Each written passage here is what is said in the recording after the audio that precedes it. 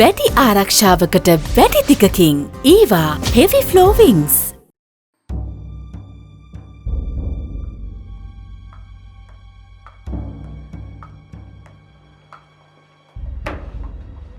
කොහොමද තාත්තේ ලොයිඩ් කාර්යාලේ වැඩ? එදා මාත් කල්පනා කළා.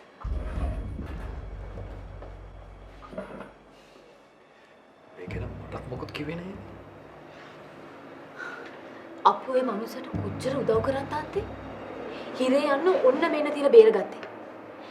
නිකන් හරි කිව්වනම් කුල්ලුගේ තාත්තගේ මර්ඩර් එකට මෙයා සම්බන්ධයි කියලා. තාමත් හිරේනේ. පරාදේ අර පප්පා අමාරු හැදිච්ච වෙලාව බේරගත්තේ.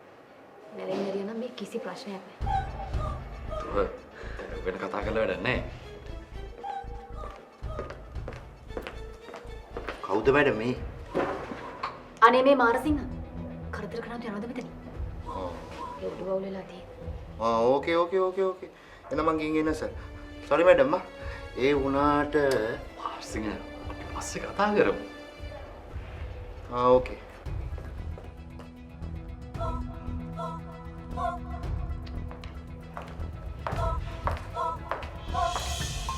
ඔක්කොම ප්ලෑන්ස් එක වතුරේනේ. කරන්න දෙයක් නැහැ මාල.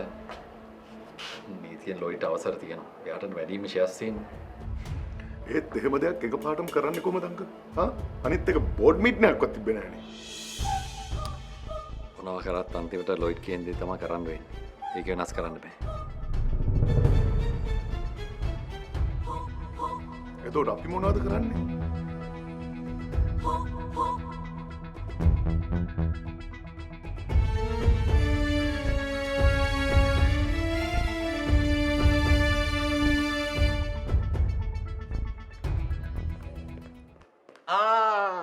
ඔය දෙන්න තාමත් මෙතනද? ඇයි අපි මෙතන ඉන්නේ කොහොමද මොකක්ද ප්‍රශ්නයක්ද? නෑ ඉතින් ඔය දෙන්න ආපු දවසින් ඉඳන් මට විතරක් නෙමෙයි මේ ඔෆිස් එකේ හැම කෙනාටම දැන් මේ ප්‍රශ්නනේ. අන්ත කිව්වේ? මේ දෙන්නකෝ. මු කතා කරන්නේ හැටි. මේ සම්ස් වැඩක් බලාගෙන යනවද? හරි මම මගේ වැඩ බලාගෙන තමයි ඉන්නේ. මම මේ කල්පනා කරේ ඔය දෙන්නට මොකද වෙන්නේ කියලා. ඒව අපි බලා ගන්න. සම්ස් යනවා කියන්නේ. හරි නිකන් මූ ඇවිල්ලා තියෙන්නේ මේ අපිට උදව් කරන්න වගේනේ. ඒකනේ. නරියා නේන්න. අනුන්ගේ කටුකකා වාසි පැත්තට පැන ඉන්නේ. නරියෝ තමයි. හරි බලමුකෝ. නරින්ටත් වෙලාවක් එනවා හරිද? we'll see බලමු. නරියා කවුද කියලා.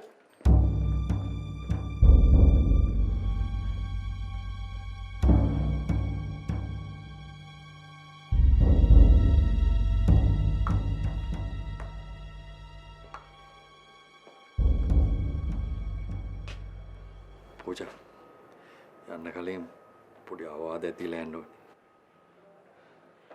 මොකක්ද තාත්තේ? ඔය ලොයිට් එක්කවත් අභිවන් එක්කවත් කුරුළුත් එක්කවත් දාපු සෙල්ලම් විශාකත් එක්ක දාන්න හිතන්න එපා. තේරුණාද? ඇයි? මං කියන දහලා මං කීප දෙකෙන් හිතලා වැඩ කරන්නකෝ. ඇයි? එයා එච්චර ලොක් කරුනේ? ඔය හැමෝටම වඩා විශාකා කියන්නේ කවුද කියලා මම හොඳටම දන්න නිසායි කියන්නේ. තාත්තේ විශාක කොච්චර ලොකු කෙරුමෙක් වුණත් ඩිලාන් එයාව ගෙදරින් පැන්නුවා. තාත්තා දන්නවා ඩිලාන් වගේ මිනිස්සු මල් ළඟ වැඩ කරන විදිය. ඔය ගෑණි කවුද මට? පූජා ලොකු අමාරුවක හැටෙන්න හදන්නේ. තේරුණාද? මම නෙමේ තාත්තේ. ඒ ගෑණි මෙහෙට ඇවිල්ලා ඒ ගෑණිගේ වල කපා ගත්තේ ඒ ගෑණිමයි. ඩිලානුයි රෙෂිලයි එකතු වෙලා එයාගෙන් අයින් කරේ ලොයිඩ්ව. මං එයාගෙන් අයින් කරන්නේ එයාව. එයාගේ තෝලනු තියෙන්නේ මගේ අතේ තාත්තේ. එයාගේ එකම ආදරේ, එයාගේ එකම දුර්වලකම අබි ඉන්නේ මගේ අතේ. අපි ඉන්නේ මගේ අතේ තාත්තේ. බලන්න. අබිගේ මාර්ගෙන් මම ওই ගෑන්ට කරන දේ. ඉතින් දැන් අපි නැහැනේ. ඒ නිසා තමයි තාත්තේ මං ඒ ගෑන්ට කීකරු වෙලා ඉන්න ඕනේ. ඒ හැම දෙයක්ම මතක් වෙච්ච නිසා තමයි මං ওই ගෑන්ට දන ගහලා වැන්දේ. නැත්තම් මේ පූජා බෙල්ල කැපුවත් කාටවත් නැමෙන කෙනෙක් නෙමෙයි.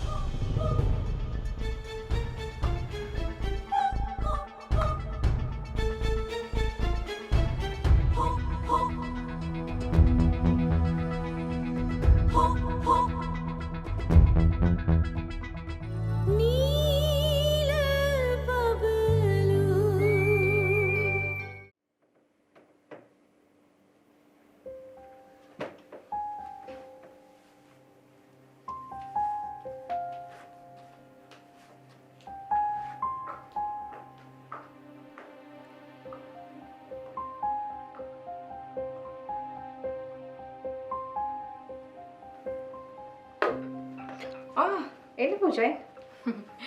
ඔන්න ආන්ටිට තේගෙනවා. යෝ thank you. මං ඒත් ඔයාට කියන්න කියලාමයි හිටියේ. තාත්තා ගියාද? ඉන්න ආන්ටි. තාත්තට තේ එකක් දුන්නද? දුන්නා. මේ ඇත්තට පූජා ඔෆිස් එකේ තේ හදන්න කෙනෙක් නැද්ද? තේ හදන්න කෙනෙක් ඉන්නවා. ආන්ටි නිසාම මං හැදුවා. ඒක හොඳයි.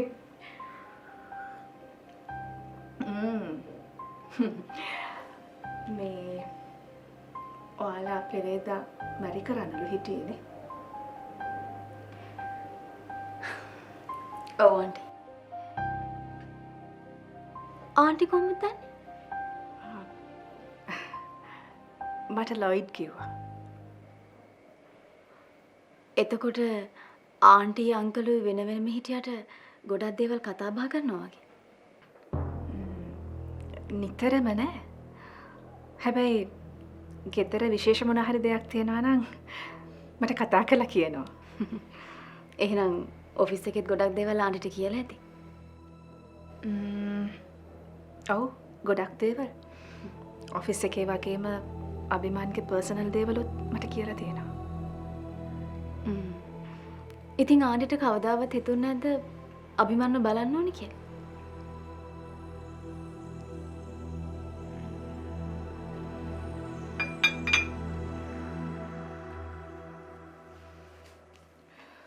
මොන අම්මද අකමැති තමන්ගේ පුතාව බලන්න?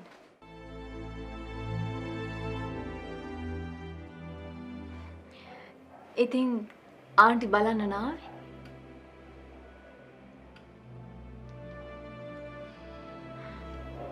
ආන්ටි කියන්නකෝ ආන්ටි වැඩිපුරම ආදරේ ආන්ටිගේ පොඩි පුතාටද අභීටද?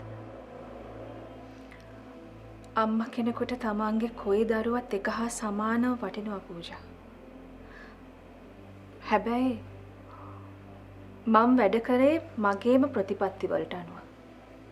මම කවදාවත් කැමති වුණේ නැහැ මගේ ප්‍රතිපත්ති කඩලා දාන්න. හැබැයි ඒකෙන් කියන්නේ නැහැ ලොයිඩ්ටයි අභිමන්ටයි වඩා මම මගේ ප්‍රතිපත්ති වලට මුල් තැන දුන්නා කියලා. අපි ওই කතාව නවත්තමු පූජා. මේ මට කියන්නකෝ අභිමන් ඇත්තටම ඔයාට ගොඩාක් ආදරේද?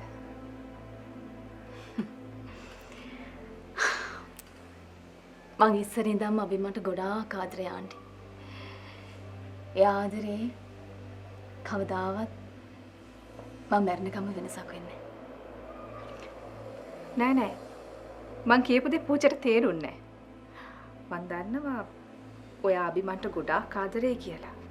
මං ඇහුවේ ඒ වගේම අභිමන් ඔයාට ආදරේ කරනවද කියලා. අභිමන් මට ආදරේ නැත්තම් මම මැරි කරන්නේ නෑනේ ආන්ටි. මැරි කරන්න ආදරේ තියෙන්න ඕනේද? මට හිතෙනවා ආන්ටි ගොඩක් දේවල් දැනගෙන කතා කරනවා කියලා.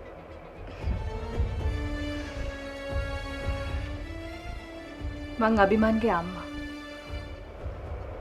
කාටත් නොකියුවට මම මගේ පුතා ගැන හුඟක් කෙවිල්ලෙන් හිටියේ.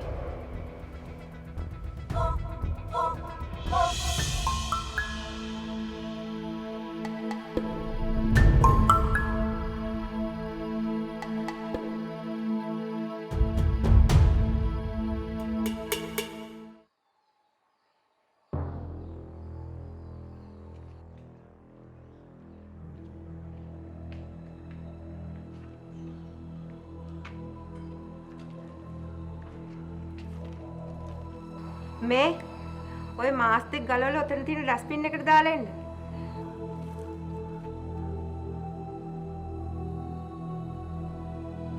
විස බීජ තියෙන මාස් ගෙට ගේන්න ඕනේ නෑනේ. පන්සලේ සෙනග හිටියද? ටිකයි හිටියේ. වෙනදාට ඉතින් කොච්චර ඉන්නවද? ඔයාලා වගේ මෝඩියෝ තමයි මේ දවස්වලට පන්සල් යන්නේ. මොකද ඒ කතාවේ තේරුම? පන්සල් යන්නේ මෝඩියෝද? පන්සල් යන්නේ මෝඩියෝ නෙමෙයි. ඒත් මේ දවස්වල සෙනග ගැවසෙන තැන් වලට යන්නේ මෝඩියෝ කියලායි මම කිව්වේ. අපි ගියේ බෝධි පූජාවක් තියන්න ලොකු අම්මේ. දන්නවා බෝධි පූජාවට ගියේ කියලා. මං ඒක නරකයි කිව්වේ නැහනේ. මෙච්චර ටීවී වලින් පෙන්නනවා සෙනගිල්ල තැන් වලට යන්න එපා කියලා. ඒත් ඔයාලා යනවනේ. එතන හිටපු හැමෝම මාස් දාගෙන හිටියේ ලොකු අම්මේ. අනිත් එක තමයි අභිමන්ට ඉක්මනට සනීප වෙන්න කියලායි බෝධි පූජාව තියන්න ගියේ. ලෙඩ හොඳ වෙනකන් ඉඳලා පන්සල් යන්න හිටියොත් මොනව වෙලා තියෙයිද කියලා කවුද දන්නේ? හොඳ හිතින් දෙයක් ප්‍රාර්ථනා කරනවා නම් ඒකට පන්සල් යන්නම ඕනේ නැහැ. ඒ ප්‍රාර්ථනාව ගෙදර ඉඳලත් කරන්න පුළුවන්. මේ අන්න මං එළියේ තියෙන බාත්රූම් එකේ ටවල්සුයි සබනුයි තියලා තියෙනවා. දැන් බොරුවට අම්මට කෑ ගහන්න නැතුව ඇඟපත හොදගෙන ගෙට එන්න. මේ අනිත් එක ඔය ඇඳුම් ගලවලා අනිත් ඇඳුම් එක දාන්න එපා. ඔය හොදලා ගෙට ගන්න.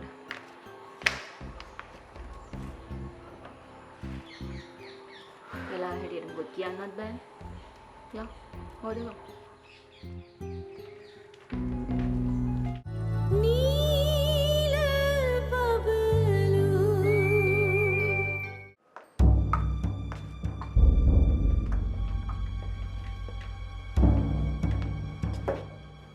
මොකද උනේ දු? තාත්තා බොරුවට නේ බය වෙලා තියෙන්නේ. එයා ඔය කියන තරම් සැරනේ. මගෙත් ඒක හොඳට කතා කරා. තාත්තේ. තාත් දන්නව තව දෙයක්. ලොයිඩ් මෙයාව හම්බ වෙන්න ගියේ නැති වුණාට මෙහි වෙන හැම දෙයක්ම මෙයාගේ කනේ තියලා දිනන ඔයා. විශාකද කිව්වේ? ඔව්. අපේ පර්සනල් දේවල් දන්නවා කියන්නේ. මොනවද? වෙන මොනවද ඉතින්? කුරුළු ගැන වෙන්නේ නැති. එයා මගෙන් අහනවා අභිමන් මාව කසාද බඳින්නේ මට තියෙන ආදරේ හින්දාද කියලා අහනවා. ඉතින් ඔයා මොනවද කිව්වේ? මම මොකුත් නොදන්න ගානට හිටියා තාත්තේ. බලමුකෝ අම්මලා තාත්තලා පුතා දිනන්නේ මේ පූජාද කියලා. එක පාරක් අභි මගේ අතට ආවනම් තාත්තේ මං දන්න ඔය සේරම නටවන හැටි.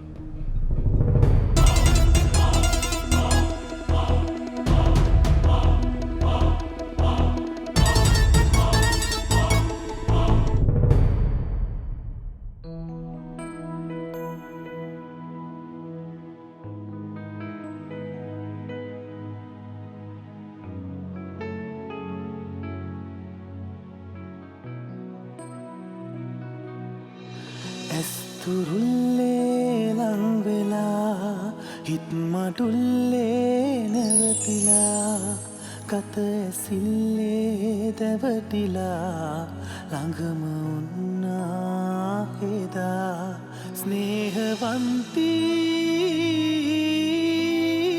ඔයා ස්නේහවන්තී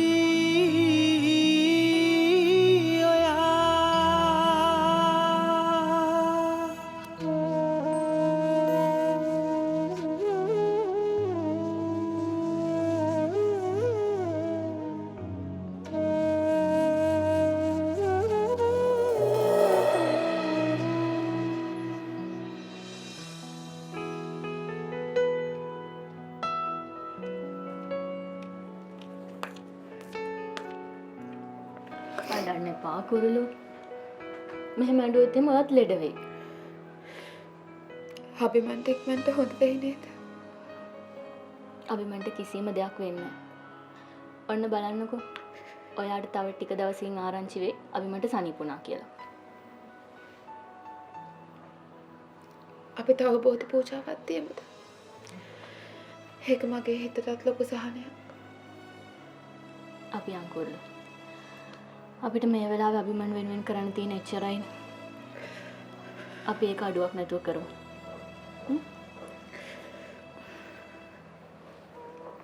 ඔය ලොකු අම්මා කියන දේවල් එච්චර ගණන් ගන්න එපා. ඔයා දන්නවනේ යාගේ හැටි. ඕන දෙයටයි එපා දෙයටයි හැම දෙයකටම කෑ ගහනවා. මං කොහොමද එයා කියන දේවල් ගණන් ගන්නේ නැන්ද? මට ඕනේ අභිමන් ඉක්මනට සනීප වෙනවා දකින්න. එච්චරයි.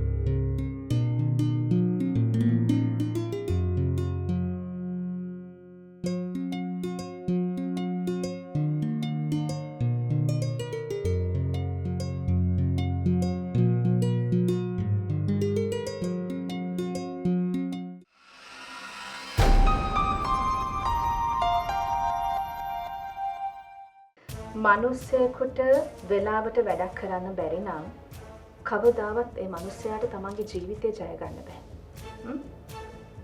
ඒක මම හොඳටම දන්න දෙයක්. කොහේ ඉඳන්ද මේ ගැනි පාත්තුනේ? අපේත් නරක වෙලාව තමයි පූජා.